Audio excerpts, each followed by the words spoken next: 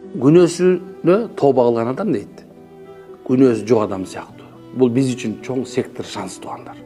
Ушуну аябай дайыма эсиңерге туткула, адамдарга дагы айткыла.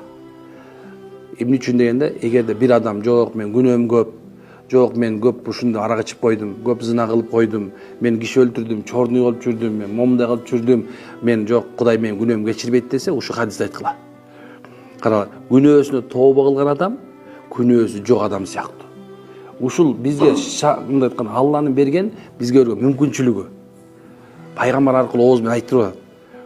Кандай күнөө кылган болсун адам, эгерде күнөөсүнө тооба кылып, мен ушу күнөөнү мен кылган болчумун, Алла мени кечир десе, болду экен.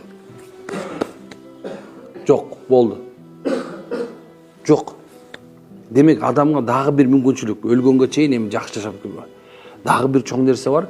Кайсы бир пенде тооба кылган болсочу, кыямат күнү Алла Таала баягыл нама амал, эки жагыбызда жазып аткан периште бар го, периште.